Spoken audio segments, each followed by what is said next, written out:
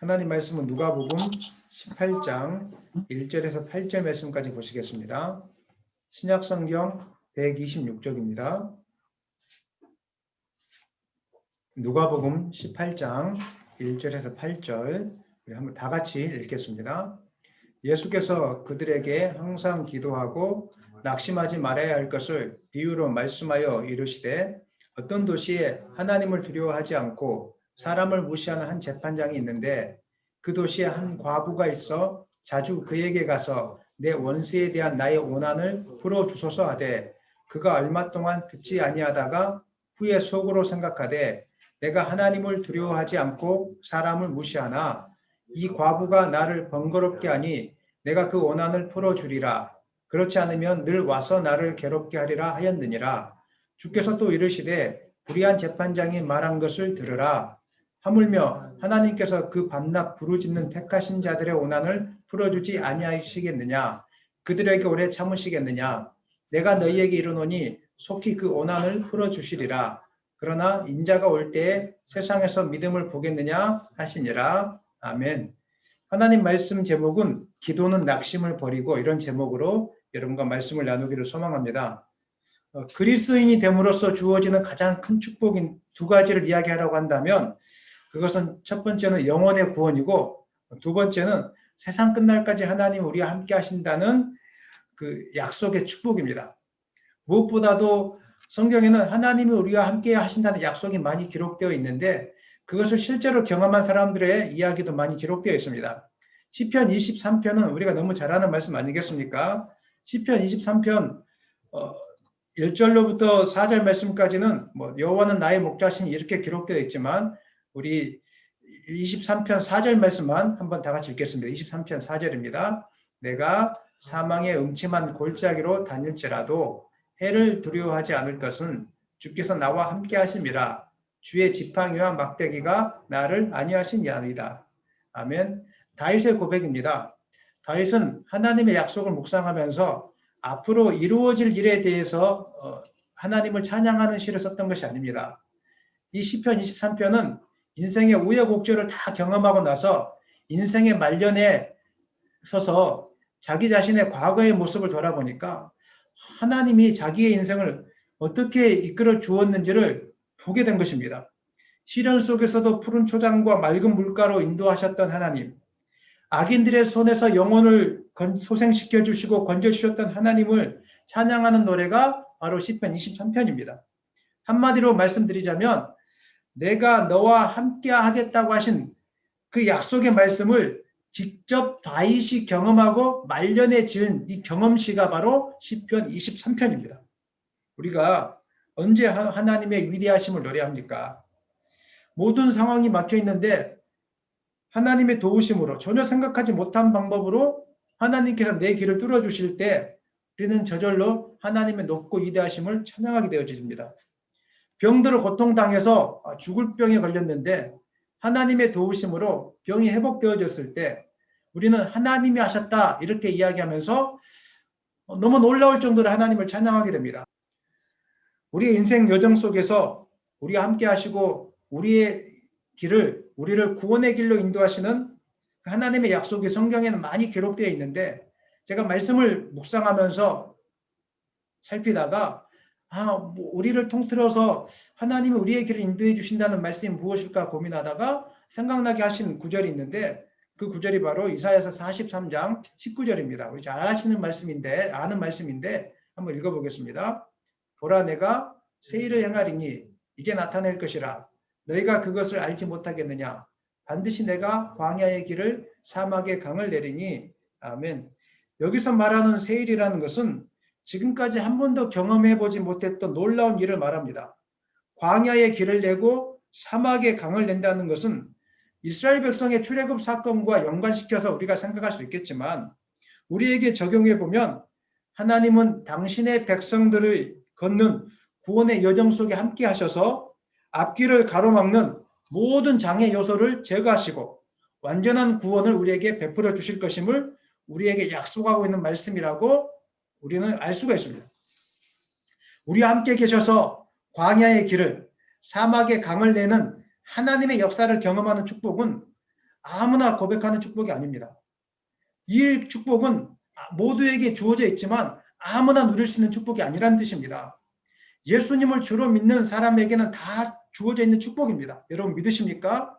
세일을 행하고 광야의 길을 사막의 강을 내는 역사가 여러분 삶 속에 성취되어지기를 예수님의 이름으로 간절히 축원합니다. 이것은 우리에게 주어져 있는 축복입니다. 하지만 이 축복은 아무나 누릴 수 있는 축복이 아닙니다. 이 축복은 누가 누릴 수 있습니까? 이 축복은 온전히 하나님을 찾고 구하고 기도하는 사람만이 누릴 수 있는 축복인 것을 성경은 우리에게 말씀하고 있습니다. 예레미야 33장 2절 3절 읽겠습니다. 이를 행하시는 여호와 그것을 만들며 성취하시는 여호와 그의 이름을 여호와라 하는 이가 이와 같이 이르시도다. 너는 내게 부르짖으라. 내가 내게 응답하겠고 내가 알지 못하는 크고 은밀한 일을 내게 보이리라.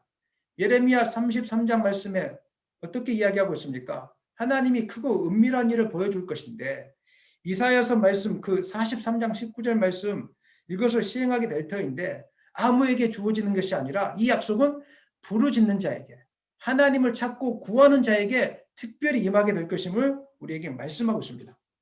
하나님은 새 일을 행하시고 만들어 성취하시는 분이시지만 전심으로 하나님을 구하는 그분들에게 이 역사가 이루어지게 될 것입니다.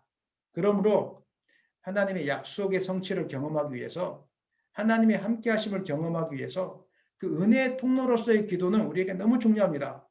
성경 본문은 기도에 대해서 수없이 많이 강조하고 있는데 오늘 누가복음 18장에서도 우리가 시련 속에서도 낙심하지 말고 끝까지 기도해야 될 것을 우리에게 말씀하고 있습니다. 그런데 우리가 여기서 생각해야 볼 것이 한 가지가 있습니다. 그것은 하나님께서 그냥 새 일을 행하시면 되시지 왜 성도들에게 기도를 요청하는 것일까? 왜 하나님은 다른 것도 아닌 성도들의 기도를 통해서 새 일을 행하신 것일까? 이런 의문점들이 우리가 생기게 되는 겁니다. 물론 인생을 되돌아보면 하나님은 구하지 않아도 우리에게 많은 것들을 채워주시는 분이라는 것을 깨달을 수가 있습니다. 구하지 않았지만 하나님이 우리와 함께 계셔서 우리의 길을 인도해 주시고 지금까지 살펴주셨다는 거 누구든지 고백할 수 있는 것입니다. 하지만 그러나 대부분의 경우에는 우리가 하나님을 찾고 구하고 또 하나님께 부르짖을 때 크고 놀라운 은밀한 일을 행하셨다는 것을 우리는 깨닫게 되어지는 것입니다. 하나님은 세상을 창조하시는 분이시고 이 세상을 다스리시는 만왕의 왕 되신 분이시라는 것을 여러분 믿으십니까?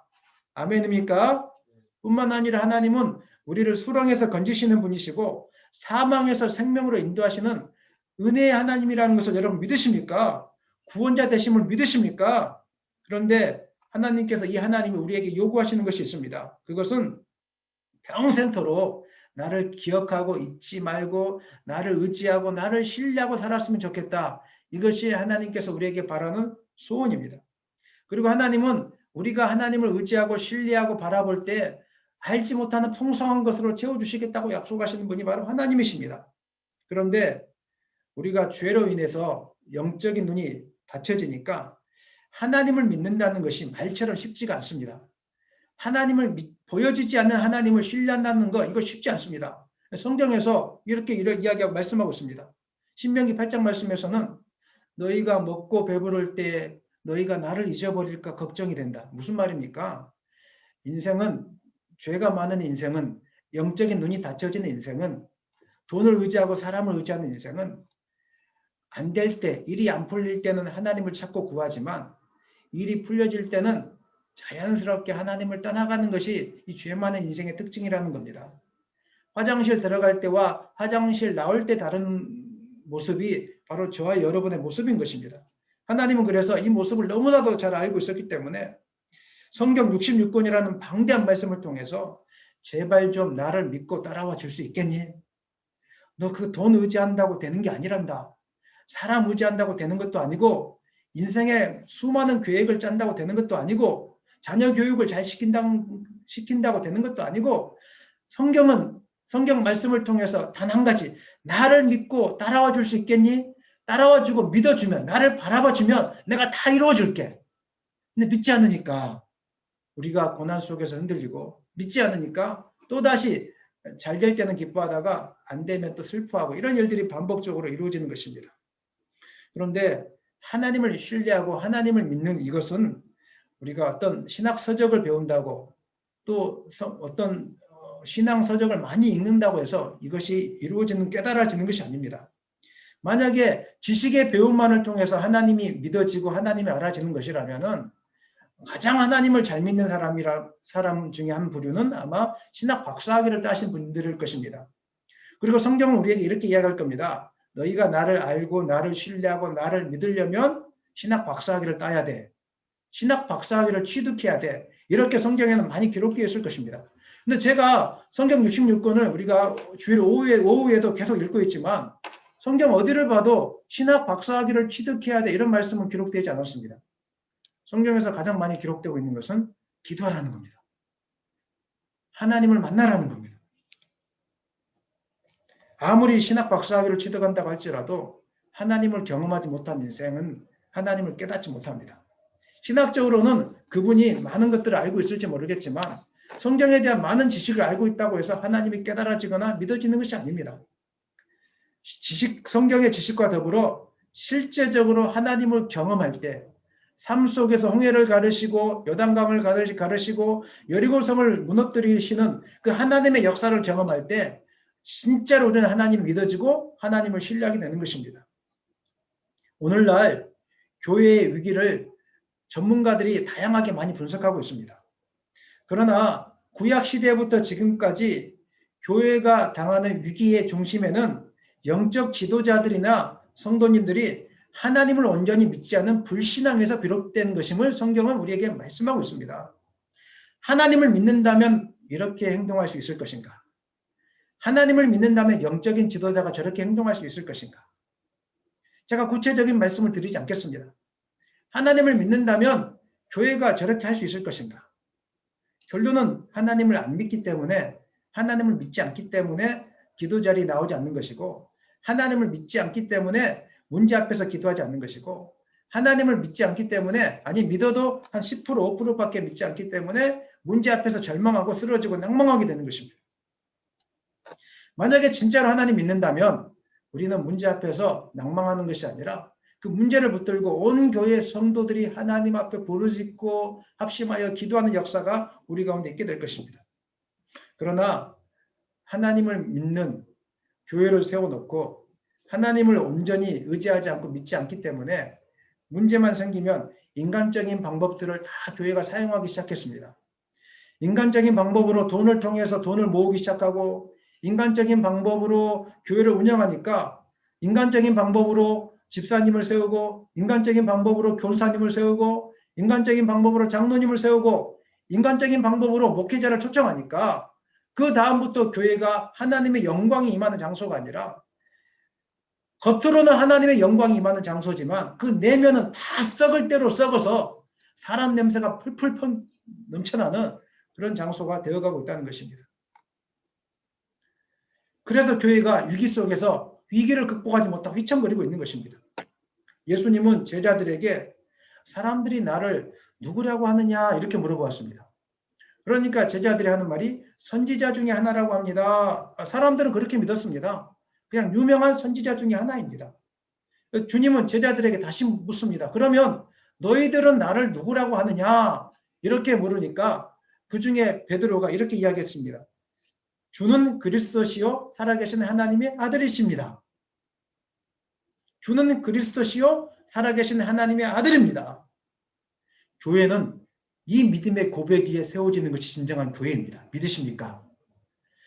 주가 살아계신 하나님이라는 것을 믿는 믿음의 고백 위에 그리고 주님이 그리스도 구원자라는 이 믿음의 고백 위에 지어지는 것이 바로 교회입니다. 아니 교회는 이 믿는 성도들의 무리가 모이는 것이 바로 교회입니다. 아무나 모이는 것이 교회가 아니라는 겁니다. 예수가 그리스도이시고 구원자시고 살아계신 하나님의 아들이시라는 이 사실이 믿어지는 사람들이 모이는 곳이 바로 교회인 것입니다. 다른 말로 이야기하면 예수님을 구원자와 주님으로 믿어지지 않는 사람들이 모여있는 곳에는 온전한 교회가 세워질 수 없다는 뜻입니다. 이 말씀은 교회가 건강하지 않는 교회는 예수님을 하나님으로, 주님으로 믿지 않는 성도들이 너무 많기 때문에 교회가 온전히 세워지고 있지 않다는 것을 우리에게 말씀하고 있는 것입니다. 사랑하는 여러분, 여러분은 주는 그리스도시요 살아계신 하나님의 아들이신 것을 분명하게 믿으십니까? 아멘. 고난이 닥쳐왔을 때, 인생의 문제가 닥쳐왔을 때 주가 그리스도 되심을 여러분 믿으셔야 됩니다. 고백하셔야 됩니다. 여러 가지 답답한 문제가 있을 때, 나를 낭망하는 문제가 있었을 때 주가 그리스도가 되시고 살아계신 하나님의 아들이심을 분명하게 선포하고 믿는 역사가 여러분 가운데 있기를 예수님의 이름으로 강력하게 축원합니다. 이것을 믿지 않기 때문에 교회가 휘청거리고 있는 것입니다. 그런데 하나님에 대한 알미라는 것, 하나님을 아는 지식이라는 것은 조금 전에 이야기했던 것처럼 우리가 경험 없이 되어지는 것은 아닙니다. 호세아서 4장 6절 말씀에서는 내 백성이 지식이 없어 망하는도다 이렇게 말씀하고 있는데, 하나님께서 호세아 선지자를 통해서 말씀하고 있는 지식이라는 것은 율법을 배움을 통해서 아는 그 지식이 아닙니다. 그것뿐만 아니라 삶 속에서 하나님을 실제적으로 경험함을 통해서, 하나님을 실제적으로 만남을 통해서 하나님은 이 시간에도 역사하고 있구나, 하나님을 살아 계시구나, 이것을 체험하는 것, 이것을 하나님을 아는 지식이라고 우리에게 말씀하고 있는 것입니다. 우리는 그래서 이러한 지식은 기도를 통해서 이루어지는 것입니다. 우리가 기도할 때 과연 기도하면 이루어질까, 이런 의심이 들기 시작합니다. 특별히 약한 거 이런 것들은 이루어지겠지 하겠지만 조금 더 세고 큰 것들은 조금 의심이 생기는 것이 사실입니다. 그래서 이루어질까 이렇게 기도하고 있었는데 갑자기 하나님이 기도하는 가운데 평안을 주시고 확신을 주시다가 생각하지도 못한 방법으로 생각하지도 못한 일들을 이루어 가시는 것을 볼 때 우리가 이렇게 고백하지 않습니까? 하나님은 살아계시다고. 그리고 또 다음에 그런 일들을 만났을 때 기도하면 된다고 우리가 이렇게 고백할 수 있는 게 아니겠습니까? 하나님은 능치 못한 일이 없으신 분이시구나. 하나님은 전능하신 분이시구나. 기도하면 되는 거구나. 여러분 믿으십니까? 이 고백이 분명하게 있어져야 되는 것입니다. 사탄의 세력도 하나님 앞에서는 아무 힘도 없는 세력이구나. 이것을 깨닫게 되는 것입니다. 이것을 깨닫고 나서 기도하는 가운데 이것을 깨닫고 나서 하나님의 살아계심에 대한 확신, 약속의 말씀에 대한 확신, 응답에 대한 확신이 있기 때문에 예배를 안 드릴 수가 없고 기도를 안 할 수가 없고 하나님을 고백하지 않을 수 없고 세상의 돈도 세상의 사람들도 아무것도 아니구나 이것을 깨닫고 하나님만 붙드는 인생으로 우리가 바뀌게 되는 것입니다. 하나님은 우리로 하여금 하나님을 신뢰하고 의지하도록 하기 위해서 기도라는 은혜의 통로를 우리에게 허락하셨다는 사실을 믿으시기를 바랍니다. 그리고 그 다음부터 기도를 통해서 하나님을 경험하고 난 다음에 하나님을 신뢰하는 믿음이 생기고 난 다음에 이제 인생의 문제 앞에서 두려워 떠는 것이 아니라 주님이 아니면 못 사는 인생이 되는 겁니다. 주님, 나는 주님이 아니면 살 수가 없습니다. 주님 한 분밖에는 아는 분이 없습니다. 나는 주님 한 분만으로 만족합니다. 여호와는 나의 목자시니 내가 부족함이 없습니다. 무화과 나뭇잎이 마를지라도 감람나무에 소출이 없을지라도 나는 여호와로 말미암아 기뻐하는 인생이 될 것입니다.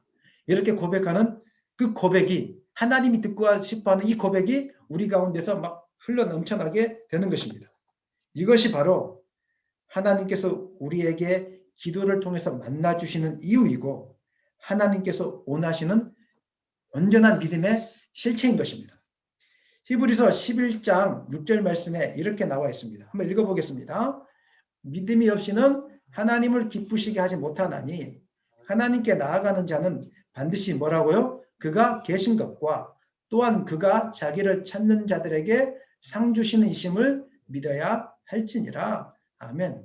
하나님의 실제하심이 믿어지는 것. 그래서 하나님을 의지하면 하나님께서 약속하신 대로 다 이루어 주신다는 이 사실이 의심 없이 믿어지는 것이 온전한 믿음이라고 오늘 히브리서 11장 6절 말씀에서 우리에게 말씀하고 있습니다. 아브라함은 하나님의 살아계심을 분명하게 믿었기 때문에 부르심을 받았을 때 순종하여 장래 유업으로 받을 땅에 나아갈 때 갈 바를 알지 못하고 나아갔습니다. 그리고 이삭을 드리라는 명령 앞에 순종했는데 그 이유는 하나님께서 능히 이삭을 죽은 자 가운데서 다시 살려주실 분인 것을 분명하게 믿었기 때문에 이삭을 담대하게 하나님 앞에 드릴 수 있었던 것입니다. 성경은 구체적으로 기록하고 있지 않지만 아마도 아브라함이 기도의 사람이었기 때문에 이런 믿음이 가능했을 거라고 저는 생각하고 있습니다. 만약 하나님께서 우리가 하나님을 의지하지 않아도 기도하지 않아도 모든 것을 주시는 분이라면 이 세상에서 누가 하나님을 믿을 수 있겠습니까? 사랑하는 여러분, 기도하지 않아도 하나님이 저절로 채워주신다면 하나님 의지할 수 있겠습니까? 아닙니다. 기도하지 않고 하나님을 바라볼 수 있는 은혜의 수단이 이 땅 가운데 존재하지 않는 것입니다. 물론 성령이 역사하시면 말씀을 읽고 듣는 가운데 하나님이 믿어지는 역사는 이 땅에 존재합니다. 그러나 대부분의 경우는, 일반적인 경우는 고난 속에서, 고난이라는 광야를 지나다가 나는 아무것도 할 수 없다고, 그래서 하나님밖에 의지할 수 없다고 엎드리고 기도할 때 실제적으로 하나님의 살아계심을 경험하게 되므로 하나님만을 의지하는 믿음이 생기는 것을 우리는 알게 되는 것입니다. 그래서 하나님은 하나님만을 붙드는 믿음을 우리에게 주시기 위해서, 하나님을 바라는 믿음을 우리에게 주시기 위해서 고난의 광야를 허락하시고 그 속에서 철저히 엎드리게 하시는 분이 바로 하나님이라는 사실을 여러분 기억하시기를 바랍니다. 어중간한 어려움 앞에서는 우리가 잘 엎드리지 않습니다. 실제적으로 심각한 고난, 나의 힘으로 감당하지 못한 고난이 왔을 때 우리는 비로소 엎드리게 되고 그 속에서 하나님을 만나게 되는 것입니다. 사랑하는 여러분, 자기 힘으로 살려고 할 때 하나님 만날 수 없습니다. 저는 여러분들이 내 힘과 내 지혜를 가지고 여전히 하나님을 의지하려고 하는 모습이 있다면 다 내려놓는 시간 되기를 소망합니다. 내 계획대로 뭔가를 끊임없이 하려고 하는 거 다 내려놓으셔야 됩니다. 아, 내가 이만큼 이루었으니까 그 다음에는 뭐가 이루어지겠지. 또 이렇게 살아왔으니까 이렇게 되겠지. 절대로 하나님 만나지 못합니다. 철저히 하나님 앞에 항복하고 두 손 들고 나는 아무것도 아닙니다. 하나님만이 나의 전부가 되십니다. 하나님만이 나의 인생을 책임져 주십니다. 이럴 때 하나님의 살아계심을 경험하게 되고 하나님을 의지하는 믿음이 생기게 되고 새 일을 행하시는 하나님의 역사를 경험하게 될 것입니다. 히스기야가 그러했지 않습니까? 병들어 죽게 되었을 때 히스기야가 얼굴을 벽으로 향하고 진심으로 여호와께 구했습니다. 그랬더니 하나님께서 그의 생명을 15년이나 연장시켜 주셨고 그 약속에 대한 증거로 해 그림자를 10도나 뒤로 물러가게 하시는 놀라운 사건이 있었습니다. 이 놀라운 사건을 경험한 다음에 히스기야가 이렇게 이야기했습니다. 우리 이사야서 38장 17절 말씀 읽겠습니다. 시작. 보옵소서, 내게 큰 고통을 더하신 것은 내게 평안을 주려 하심이라. 주께서 내 영혼을 사랑하사 멸망의 구덩이에서 건지셨고 내 모든 죄를 주의 등 뒤에 던지셨나이다. 아멘. 이사야서 38장 17절 말씀에서 히스기야는 분명하게 고백한 것입니다. 병들기 전에는 하나님을 신뢰하지 않았고 병들기 전에는 진짜 평안이 없었다고 히스기야는 고백하고 있습니다. 근데 병들고 나서, 죽을 병에 들고 나서 하나님을 만나고 난 다음에, 하나님께서 치료하심을 경험하고 난 다음에 아, 진짜 하나님 살아계시구나. 나의 의지할 분 하나님밖에 없구나. 그 중심에 하나님이 생기니까 그 마음에 뭐라고 이야기하고 있습니까? 내게 고통을 더하신 것은 내게 평안을 주려 함이니라. 다른 말로 바꿔볼까요? 내게 고통을 더하시는 것은 나로 하여금 하나님밖에 없다는 것을 분명하게 의지하게 하게 함이라고. 오늘 고통 가운데 계신 분이 계십니까? 원망에 구렁텅이에 빠져있지 마시고 하나님께서 나로 하여금 진정한 믿음을 갖게 하기 위해서 끊임없이 고난을 주시는구나. 이런 믿음의 고백이 여러분 가운데 있었으면 좋겠습니다.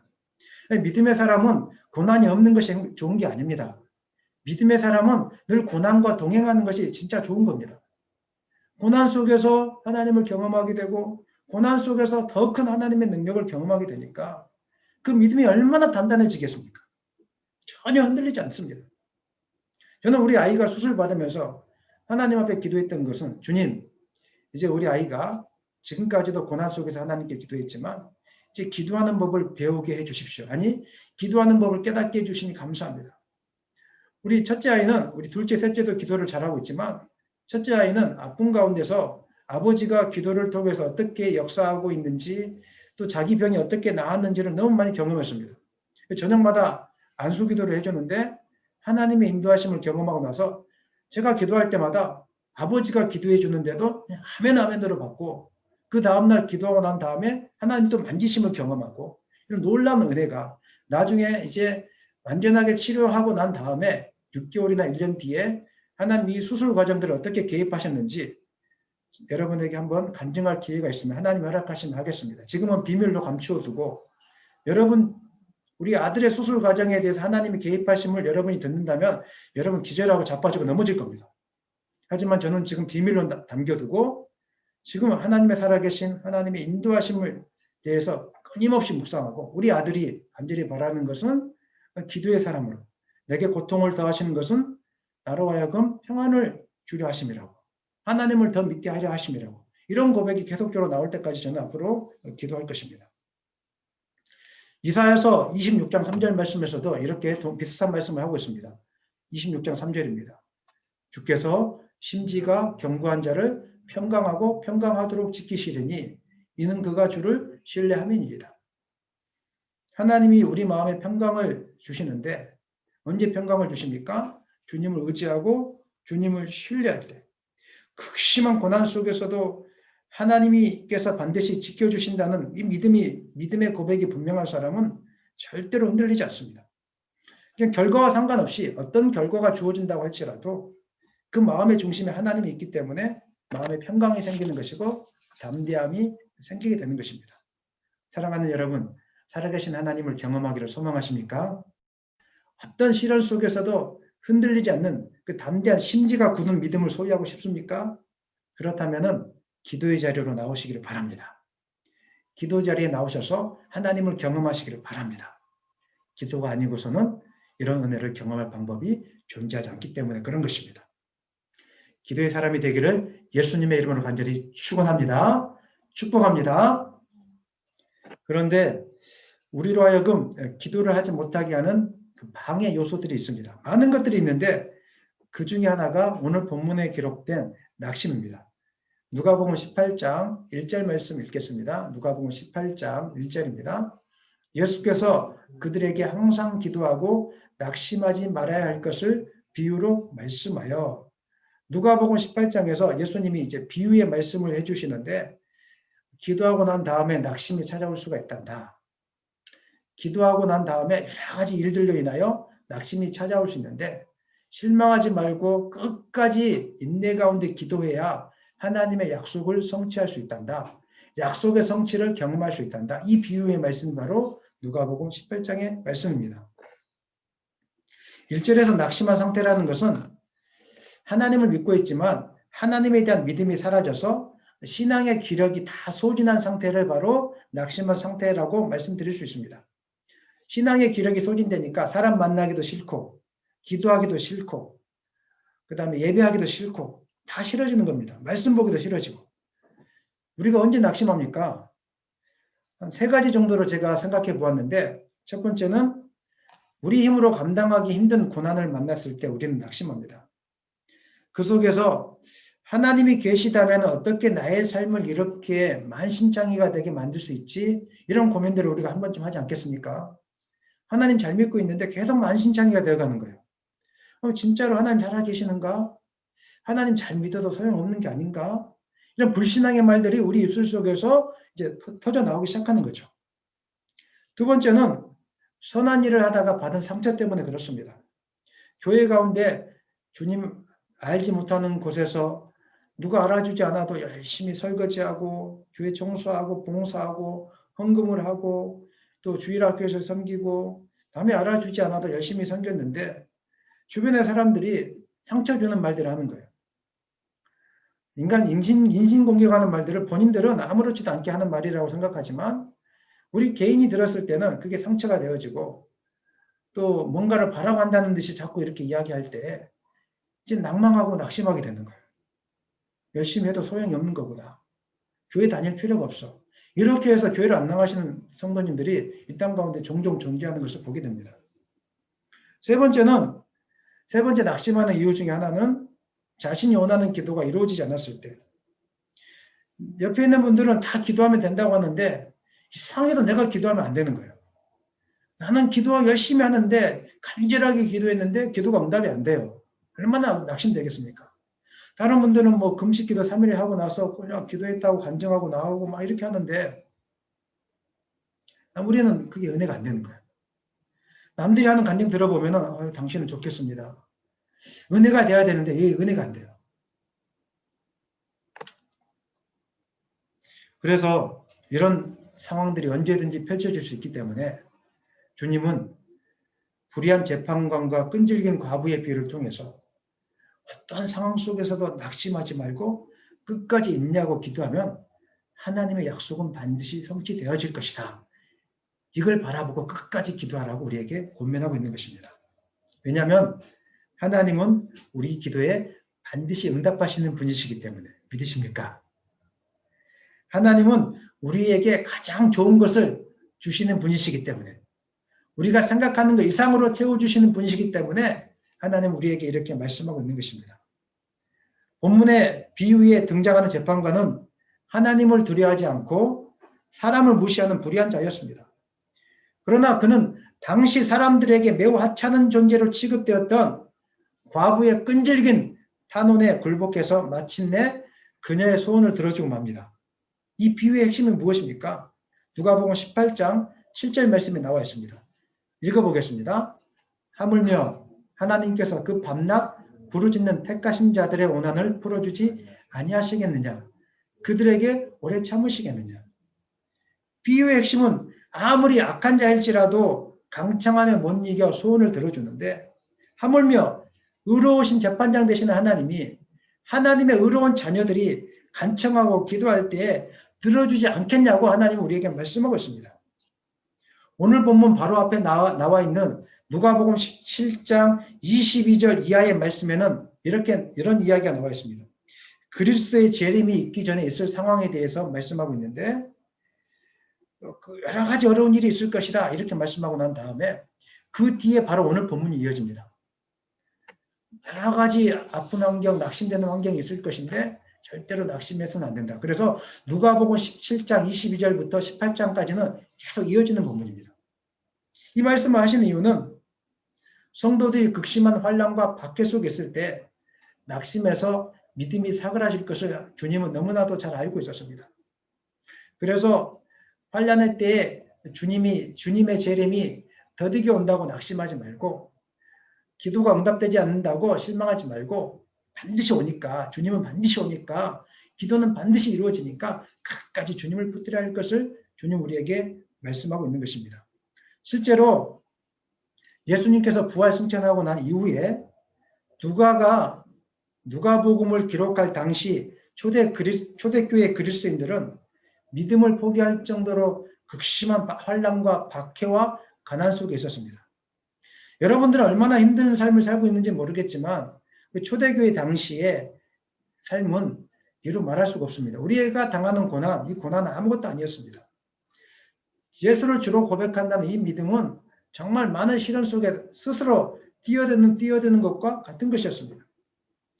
이런 상황 속에서 초대교회 그리스도인들이 주님을 붙드는 신앙을 가지고 환난과 핍박을 이겨내었는데, 그 중심에는 예수님은 곧 오신다.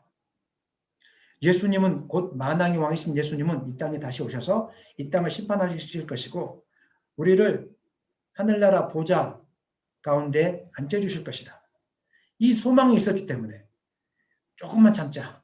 조금만 참으면 된다.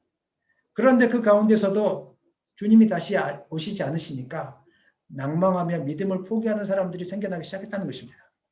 히브리서 10장 32절과 39절 말씀, 제가 시간이 없기 때문에 다 읽어드리지는 못합니다. 집에 가서 한번 찾아보시고 거기에 보면 그런 내용들이 나와 있습니다. 너희들이 구경거리로 삼고 비방과 환난 가운데 처하게 되고 정말 갇힌 자들을 동정하고 너희 소유를 팔아서 그 어려움 가운데서도 섬겼던 일들을 우리가 기억하고 있다. 왜냐하면 위에 있는 상급을 바라봤기 때문에. 하지만 끝까지 인내가 필요하다. 왜냐하면 주님은 언젠가는 반드시 오신다. 약속한 대로 반드시 오신다. 그래서 의인은 비록 물러가 멸망할 자가 아니고 오직 영원 구원에 이르는 믿음을 가진 자이기 때문에 의인은 물러가지 말고 믿음을 가지고 살아야 될 것을 이렇게 당부한 말씀이 히브리서 10장 32절 말씀이었습니다. 이런 상황 속에서 이런 상황이 있을 줄 알고 예수님은 오늘 본문을 말씀하신 것이고, 누가는 이런 상황 속에 있는 성도들을 바라보면서 이후에 누가복음을 기록하기 시작했다는 것입니다.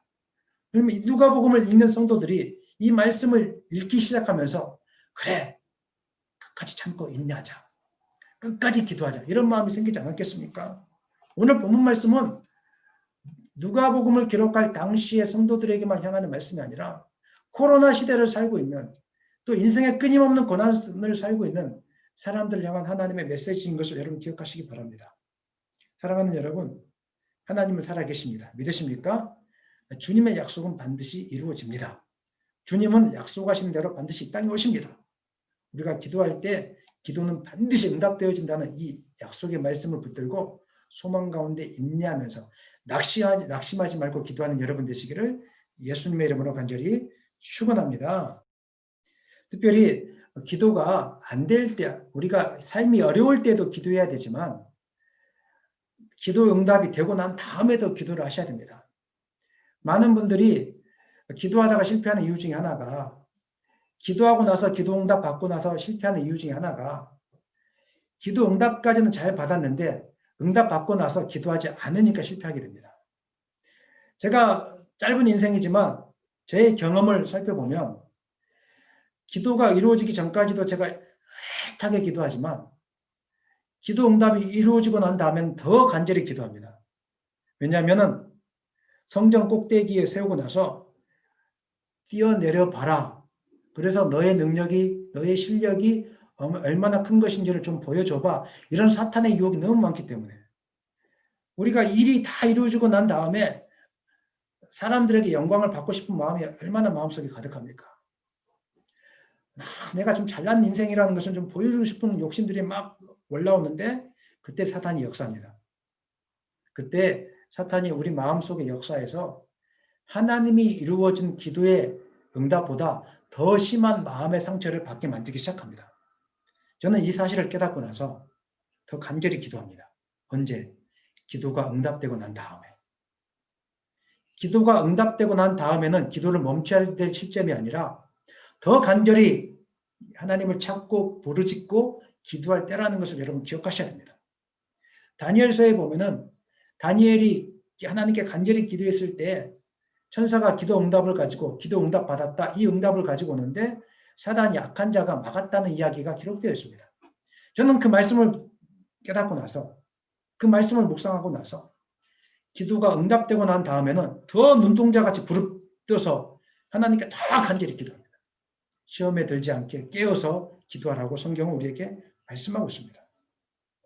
일이 잘 풀려질수록 더 많이 기도하지 않으면 사탄이 순식간에 틈타서 저와 여러분을 잡아먹게 될 것입니다. 사랑하는 여러분, 기도의 영적인 비밀을 아는 사람은 적당히 기도하지 않습니다. 한번 기도하고 나서 잊어버리지 않습니다.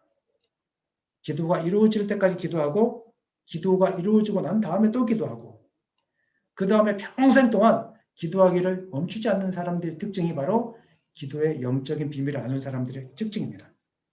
오늘 여러분들이 기도가 더디 이루어진다고 한다고 할지라도 실망하지 않았으면 좋겠습니다. 그리고 기도가 이루어지고 난 이후에도 끝까지 기도하는 여러분 되었으면 좋겠습니다. 말씀을 마무리하겠습니다. 하나님께서는 우리로 하여금 하나님의 살아계신, 나는 나다, 나는 살아있다, 이것을 보여주기 위한 은혜의 통로로 기도라는 것을 우리에게 허락해 주셨습니다. 주님은 기도를 통해서 우리에게 만나주시고 기도를 통해서 우리에게 은혜를 베풀어 주십니다. 그러므로 우리는 끊임없이 기도해야 될 것입니다. 하지만 오늘 말씀을 통해서 기도에 있어서 중요한 포인트가 있다고 여러분에게 말씀드렸습니다.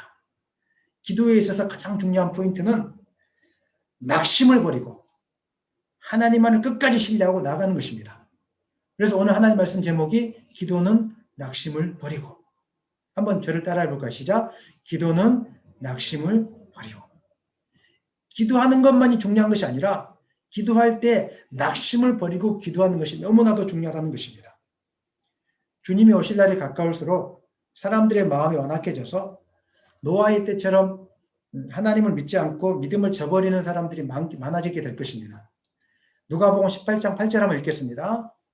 내가 너희에게 이르노니 속히 그 고난을 풀어주시리라. 그러나 인자가 올 때 세상에서 믿음을 보겠느냐 하시니라. 이 말씀은 우리가 읽으면 하나님이 믿음을 보지 않겠다는 뜻인가 이렇게 오해할 수 있습니다. 그 뜻이 아닙니다. 이 말씀의 뜻은 하나님께서 주님께서 이 땅에 다시 정말로 믿음을 가진 사람이 적어지게 될 것이다. 이렇게 이야기하고 있습니다. 마지막 때에 하나님을 믿는 사람들조차도 하나님께서 기도를 들어주신다는 사실조차 거부하고 그 마음이 완악해져서 하나님을 찾지도 않을 것이라는 뜻입니다. 혹시 어려운 시대에 이런 말 하고 있지 않습니까? 기도해도 안 돼. 뭐 기도한다고 되는 게 없어요. 목사님, 기도한다고 되는 일이 없는데, 그리고 말은 안 하지만 은연중에 기도한다고 되는 게 없어요. 그냥 내 할 일은 내가 할 테니까 관여하지 마십시오. 이런 시대가 온다고 이미 누가복음 18장 8절 말씀에서 이미 예언하고 있습니다. 코로나 시대에 많은 사람들이 낭망하고 절망하면서 기도한다고 안 돼요. 이런 말씀들을 얼마나 많이 하고 있는지 한번 되돌아봤으면 좋겠습니다. 하나님 이런 고백을 받기를 원하지 않습니다. 하나님은 누가복음 18장 말씀을 통해서 기도해도 안 돼 이런 고백이 아니라 지금 당장 이루어지지 않는다고 할지라도 낭망하지 말고 하나님은 살아계시니까 낙심하지 말고 끝까지 기도하면 이루어집니다. 끝까지 우리 주님 다시 오실 때까지 끝까지 기도의 사람이 되십시다. 이런 고백을 하나님은 듣기를 원하고 계신다는 것입니다. 끝까지 낙심하지 말고 기도함으로 하나님께서 이루시는 크고 은밀한 일을 경험하는 여러분 되시기를 예수님의 이름으로 간절히 축원합니다. 아멘. 우리 한번 같이 기도하시겠습니다. 기도할 때 하나님, 저는 기도를 그냥 믿음의 사람이면 의무적으로 하는 것인 줄 알고 있었는데 오늘 하나님을 신뢰하게 하기 위해서 하나님을 경험하게 하기 위해서 하나님이 기도라는 은혜의 방편을 우리에게 허락해 주셨다는 놀라운 사실을 깨달았습니다. 하나님 기도 없이는 살 수 없는 거군요. 그렇습니다. 이제는 제가 기도하지 않고 사는 인생이 되지 않게 도와주시고 날마다 기도하기를 쉬지 않는 깨어 구하기를 애쓰는 사람들이 되어지게 도와달라고 또 무엇보다도 기도 가운데 낙심하지 않고 기도해도 되는 일이 없어 이런 말 하지 않겠습니다. 마음속으로라도 그런 말 하지 않겠습니다. 기도는 하면 반드시 이루어집니다. 낙심하지 않고 기도하는 기도의 사람이 되어지게 도와달라고 우리 주여 부르짖고 간절히 기도하시겠습니다. 주여